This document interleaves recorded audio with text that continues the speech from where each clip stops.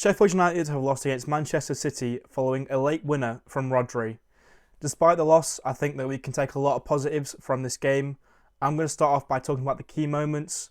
The first one I've got is that Ben Osborne came off injured. Looks like he's torn a muscle in his leg, which means that now we're going to have to go in the market to find another left wing back because he's going to be out for a few months as opposed to a few weeks. This is like an awful injury for us to get at this point of the season.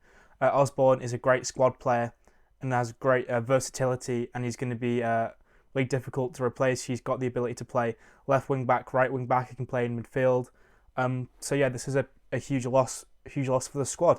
I've seen some Sheffield United fans sort of celebrating the injury, which I thought was a bit strange. I think he gets sort of unfairly hated on a little bit. I think he's actually quite a good player, and he gives everything for the shirt, and at the end of the day, that's all you can ask for. And then the next one is Haaland's penalty miss. Just in the first place, I understand that by the letter of the law, that's a penalty because Egan's arm was in an unnatural position. But what are you meant to do about that? When you go in to tackle like Egan was trying to do, obviously your arm's going to go out. That's just I don't understand what's unnatural. The only time that your arm is going to be in an unnatural position is if your arm isn't attached to your body. How is having your arm like this not a natural position? But I think that's just like a ridiculous rule, and I don't think that should be the case. But hey ho, he missed the penalty anyway, so he sort of got let off there. But then it wasn't long until Haaland scored his goal, which was, well, you can say maybe you could defend it better, but at the end of the day, Man City made so many chances. Eventually, they were going to score one, and I think our reaction to that goal was actually quite good. Obviously, McBurnie and Bogle came on, and together they totally changed the game. Look, I mean, McBurnie coming back and Bogle coming back are two huge incomings for us, really. I mean, McBurnie straight away gave us like such good aerial sort of control. He wins everything in the air. In terms of a target man, you couldn't ask for anything better. I mean, especially over Azula, nothing against Azula. I mean, but the kid's 20 years old, they should be out on loan. And I think McBurnie's just such a huge improvement, and it's so good that we have him back. And then obviously Bogle equalised, capitalising on that mistake from Kyle Walker. And then I thought, at this point, we might actually, get a draw here. But then Man City just sort of went into their sort of next gear. You can say they went straight into fifth gear. And then, Rodri got that winner, which was just like a superb finish. There's nothing you can do against that sort of finish. It's nothing against Wes. There's nothing you could have done.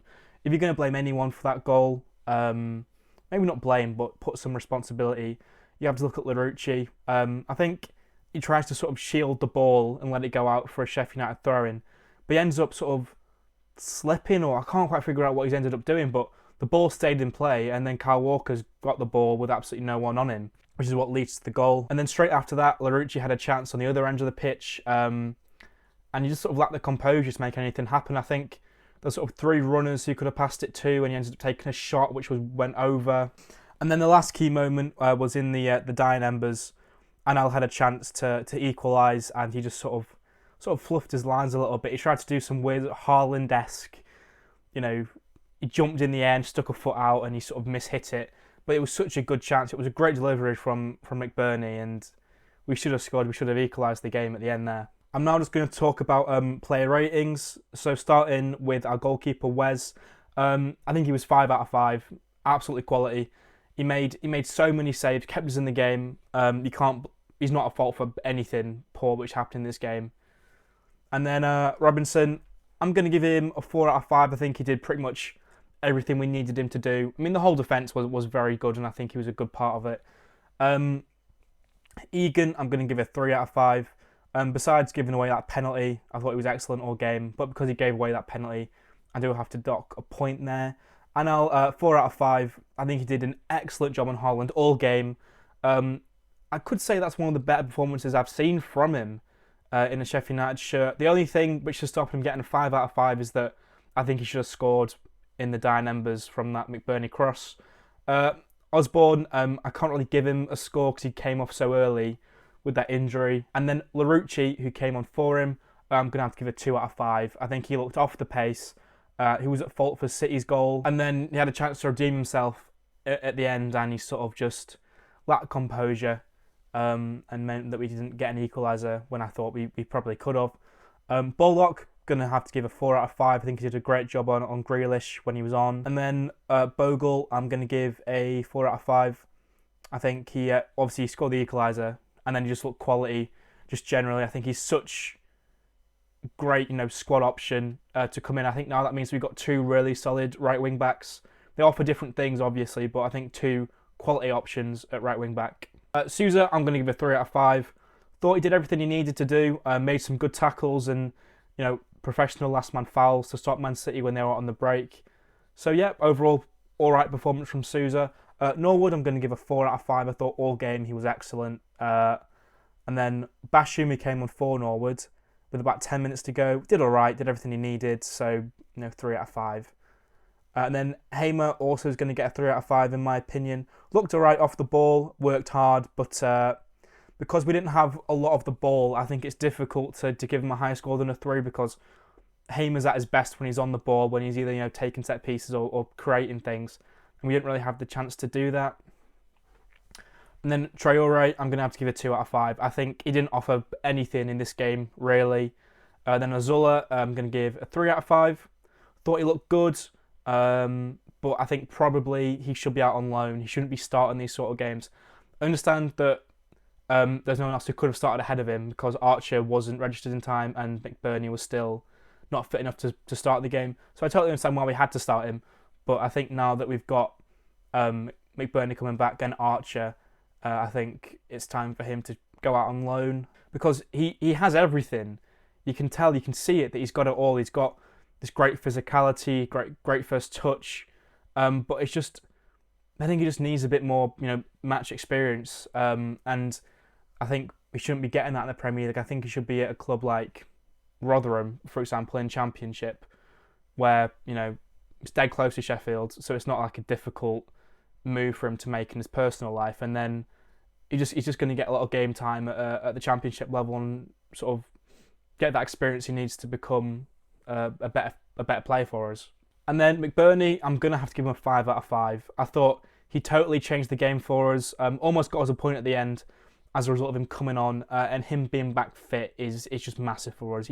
He's such an effective player in sort of the attacking third at winning the ball from long balls or creating chances, even with that chance he gave to Anal. I think he's just such a good player for us, and he fits our system perfectly. And then to give a man of the match for us, I'm going to have to say it goes to Wes again. Like I said, he kept us in the game. He made about 20 saves. He was unbelievable. And I think he's proved a lot of people wrong. Even myself, I didn't know he was Premier League quality. And I think today, if he can maintain this sort of form, I think he definitely is Premier League quality. To talk about the positives of this game then, I thought defensively for the first 60 minutes we were fantastic.